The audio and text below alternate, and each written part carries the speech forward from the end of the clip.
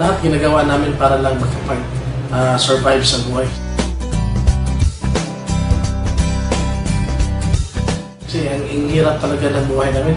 Kasi nag-asawa kami, wala kaming matinong trabaho. And then, kahit pambili ng gatas, nangihingi pa kami or nangihiram ng magulang. Kaya nakakahiya.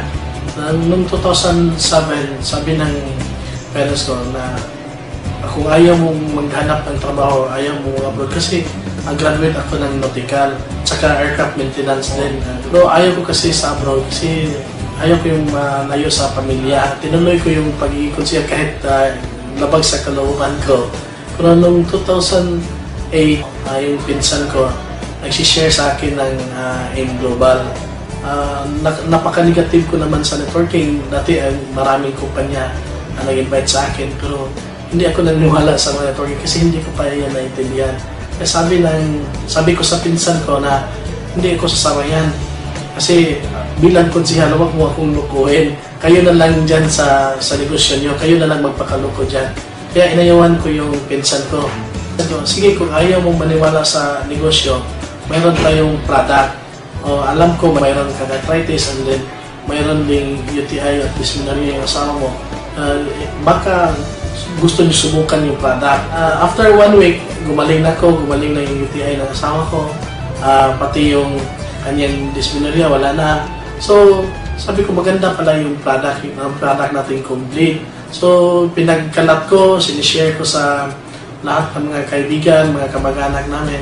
Then, nagugulat ako, after 2 months, kumikita kami ng 49,000. Pero ayaw ko pa yung maniwala na sabi ko, baka hindi yan totoo, baka hindi yan ibigay yung 49,000 na yan. Kinakabahan ako kasi yung mga nasa likod ko, nakatingin na sa akin kasi ang tagal ko napasok yung card ko kasi nagda-doubt ako na hindi lalabas yung pera. So nung pinasok ko na yung ATM ko sa machine at lumabas yung 49,000 ako, ang saya-saya ko kasi 49,000 hindi ko yan kikitain sa pagiging konsihan. Ngayon, nag-average na po kami na 400,000 and then after 6 months, nakabili po kami ng yung sikanhan na Pajero, yung puti na sa baba. After 6 months yun, lalo na yun, baliw na baliw ako nun, nakadrive na ako ng sariling sasakyan. Kasi yung Pajero talaga, bata pa lang ako, yun na talaga yung gusto kong sasakyan. Patuloy naging mahataw, tinatrabaho yung business. And then last February 2010, yun na, pumili na po kami ng brand new na nasasakyan, yung Strada sa baba.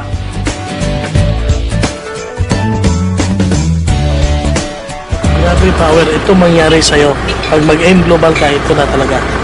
And then sinabay namin, pinatayo namin itong building. Kasi dati itong building na to, dito kami nakatira, pero lumang bahay to. Pag mulan, tumutulo yung bubong, yung mga semento sa bubong nahuhulog.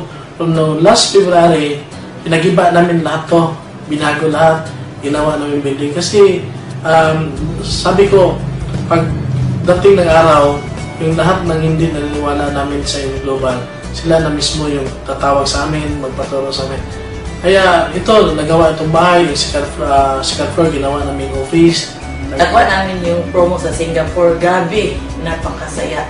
Iba pala talaga pagkasama sa grupo. Lalong-lalo na sa AIM Global. Matagal na namin pinapangarap yun. Nakikita lang namin sa video. Nung nakasali na kami, grabe kakaiba. Parang nandun ka na sa heaven nung pumunta kami sa Singapore. Kala ko puro tarsier lang makikita ko. Dahil sa AIM Global, nandito kami sa Sentosa. Dito talaga natupad ang mga pangarap namin nang dahil sa AIM Global. Yan, sobra-sobra yung binigay ng Diyos nang dahil sa AIM Global.